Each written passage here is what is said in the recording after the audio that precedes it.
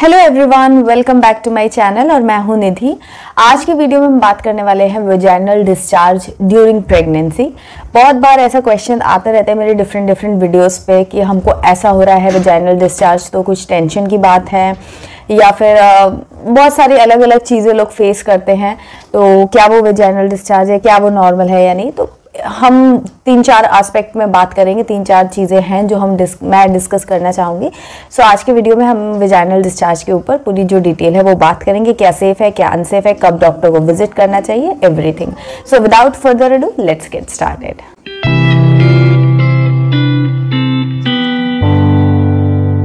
Okay, so guys, vaginal discharge एक बहुत ही normal सी process है जो हमारे वेजाइनल हेल्थ के लिए बहुत इम्पॉर्टेंट होती है। हेल्दी वेजाइना अगर है तो वेजाइनल डिस्चार्ज होता रहता है थ्रू आउट योर प्रेगनेंसी, और थोड़ा ज़्यादा भी हो सकता है। किसी किसी को कम होता है, किसी किसी को ज़्यादा होता है, बट होता सभी को है ऑलमोस्ट थोड़ा बहुत। बट किस टाइप का है उस पर आपको वॉच रखना है। तो सबसे पहले हम वेजाइनल डिस्चार्ज की बात करते हैं, वाइट डिस्चार्ज की बात करते हैं। तो वाइट डिस्चार्ज है क्रीमी और थिक जैसा अगर कुछ डिस्चार्ज आपको दिन भर में थोड़ा थोड़ा निकलता रहता है तो वो बहुत ही नॉर्मल है और बहुत ही सही है, हेल्दी है। बिकॉज प्रेगनेंसी में आपका जो सर्विक्स है उसकी हेल्थ के लिए वो ड्राई ना हो, वहाँ पर हाइड्रेशन बना रहे, वो क्लोज रहे और वो हेल्दी रहे, उसके लिए वहाँ पर मतलब कोई इन्फेक्शन वगैरह ना हो। तो उसके लिए वेजाइना जो है वो एक्स्ट्रा ही फ्लूइड जो है वो जनरेट करती रहती है, तो वो एक्स्ट्रा निकलता है, तो आपको डिस्चार्ज भी थोड़ा ज़्यादा होता है और रेगुलर बेसिस पे होता रहता है। तो वो एक बहुत ही पॉजिटिव साइन है। आपको उस पर विजिट ध्यान देते रहना है कि बहुत ही creamy and thick and white colour का जो डिस्चार्ज है वो अगर हो रहा है तो वो नॉर्मल है और वो सही है। कम ज़्यादा हो सकता है, किसी को ज़्यादा हो सकता है, किसी को कम हो सकता है, तो वो चीज़ें नॉर्मल है।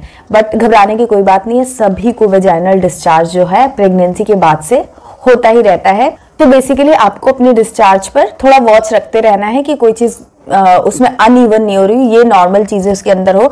अगर उसका कलर चेंज हो रहा है, स्मेल हो रहा है, ऐसा कुछ हो रहा है, तो फिर आपको डॉक्टर को विजिट करने की जरूरत है। तब कुछ वहां पर गलत हो सकता है, कुछ प्रॉब्लम की बात हो सकती है। ओके, सो सेकंड चीज जो है वो है स्पॉटिंग की बात हम करते हैं। वो भी एक तरीके का वेजाइनल डिस्चार्ज ही है। तो जो स्पॉटिंग है वो जैसे कि नाम ही है कि स्पॉट जैसा होगा। कई बार लोग कंफ्यूज हो जाते हैं, लाइट कलर का ब्लीडिंग हो रही है तो वो स्पॉटिंग में आएगी कि नहीं आएगी, ऐसे क्वेश्चंस भी आते हैं। तो bleeding is something different, spotting बहुत ही अलग चीज है। स्पॉटिंग इज जस्ट लाइक कि आपने पानी के अंदर एक हल्का सा colour, pinch of colour add कर दिया हो, तो एक ट्रांसपेरेंट कलर की बजाय एक रेडिश कलर, उसमें पिंकिश या रेडिश कलर ऐड हो गया है, तो उसको हम बोलते हैं स्पॉटिंग। तो वो होता है अगर आपका ब्लड जैसा कुछ है, चाहे फिर वो लाइट कलर का ब्लड हो, डार्क कलर का ब्लड हो, तो वो ब्लीडिंग में ही आता है। तो हम यहाँ पर बात कर रहे हैं स्पॉटिंग की। अगर स्पॉटिंग हो रहा है तो वो भी बहुत नॉर्मल है। मतलब ये कॉमन है भी, नहीं भी, ऐसा नहीं है कि सबको ही होता है और ऐसा भी नहीं है कि किसी को होता है तो बहुत घबराने वाली बात है। अगर ये बहुत ही ओकेजनली अगर आपको स्पॉटिंग हो रहा है और जैसे कि मैंने कहा इसका कलर जस्ट लाइट पिंकिश हो, मतलब एक हल्का सा पिंक टिंच आ गया हो आपके जो डिस्चार्ज है उसके अंदर, तो इट्स क्वाइट नॉर्मल। 1-2 बार आपको ऐसे कभी कभार spotting through out your pregnancy हो सकती है, बट फिर भी अगर ऐसा कुछ होता है, आपको कंसर्न लगता है, तो आप डॉक्टर को विजिट कर सकते हैं। बट अगर ये बहुत डार्क कलर में हो रहा है और आपको ब्लड से मिलता जुलता कुछ फील हो रहा है, तो जैसे ही आप ये चीज़ देखते हैं इमीडिएटली आपको अपने डॉक्टर को विजिट करना है। कुछ भी अनइवन अगर आप महसूस करते हैं, आपको डर लगता है, तो आपको डॉक्टर को तो तुरंत ही विजिट करना चाहिए। बट ब्लीडिंग एक बहुत ही इंपॉर्टेंट सिम्टम है जो कि आपको तुरंत अपने डॉक्टर को बताना ही चाहिए। इसके कई रीजंस हो सकते हैं, हमेशा ऐसा नहीं है कि हल्की सी ब्लीडिंग हुई, थोड़ी बहुत अगर ब्लीडिंग हो गई या स्पॉटिंग हो गई तो बहुत घबराने वाली बात है। कई उसके कारण होते हैं, लेकिन फिर भी अगर हम डॉक्टर को बता देते हैं तो चीज़ें अगर कुछ गड़बड़ हुई है तो हम तुरंत उनको सॉल्व कर सकते हैं।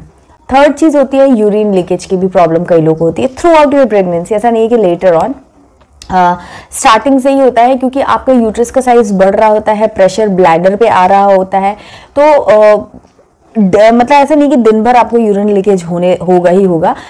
यूरिन लीकेज से मतलब है कि आपको वेटनेस फील हो सकती है आपका जो अंडरगारमेंट है उसमें। एंड मोस्टली क्या होता है, जब आप ज़्यादा ज़ोर से हंस लेते हो, स्नीज करते हो, खांसते हो, कुछ भी ऐसा करते हो जिससे कि आपका जो बेली एरिया वहाँ पर प्रेशर पड़ता है, तो यूट्रस का प्रेशर थोड़ा ब्लडर पे ज़्यादा होता है और उसकी वजह से यूरिन लीक कर सकता है।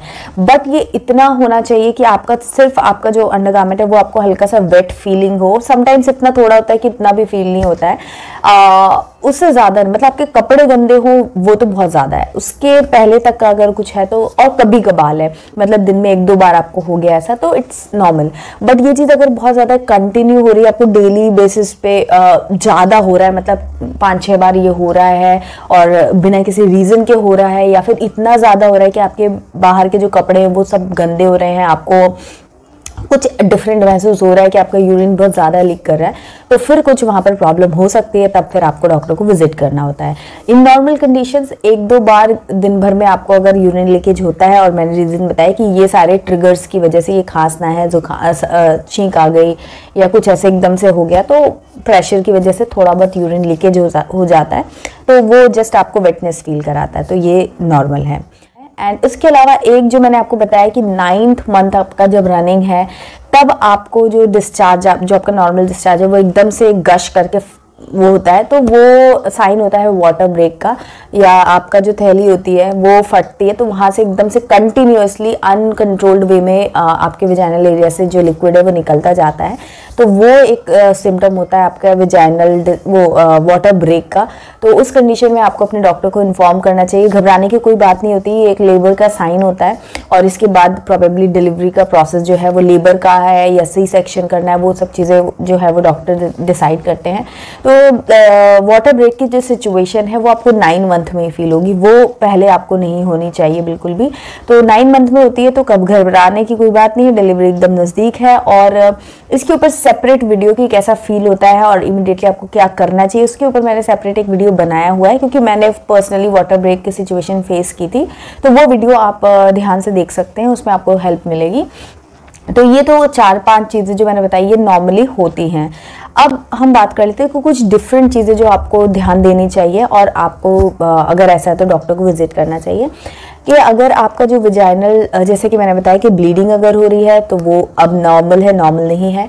उसके अलावा अगर आपको उस एरिया में बहुत ज़्यादा इचिंग या बहुत ज़्यादा कुछ पेन या कुछ मैसी सा लग रहा है, तो भी आपको डॉक्टर को विजिट करने की ज़रूरत है। आपका जो वाइट डिस्चार्ज आ रहा है वो सिंपल ना कि उसमें स्मेल हो रहा है या बहुत ज़्यादा रनी है, या कलर उसका ब्राउन, ग्रीन, कुछ डिफरेंट कलर है, नॉर्मल जो वाइट या फिर हल्का क्रीमिश कलर से हटके अगर कुछ ऐसा कलर है जिसमें ब्राउन और ग्रीन कॉमनली होता है, तो अगर इस टाइप का कोई डिस्चार्ज हो रहा है तो इट मीन्स कि आपको वहाँ पर शायद कोई इन्फेक्शन डेवलप हो गया है, इचिंग हो रही है। ये सारे सिम्टम्स इन्फेक्शन के होते हैं, कई टाइप के इन्फेक्शन भी होते हैं, तो कौन सा है और क्या उसका सोल्यूशन हो सकता है वो आपके डॉक्टर आपको अच्छे से गाइड करेंगे। तो वो एज सुन एज पॉसिबल, जैसे ही आप ये चीज़ नोटिस करते हैं, अपने डॉक्टर को विजिट कीजिए, क्योंकि infection as soon as possible solve हो जाए, हट जाए इन्फेक्शन वहाँ से, वो ज़्यादा ज़रूरी होता है।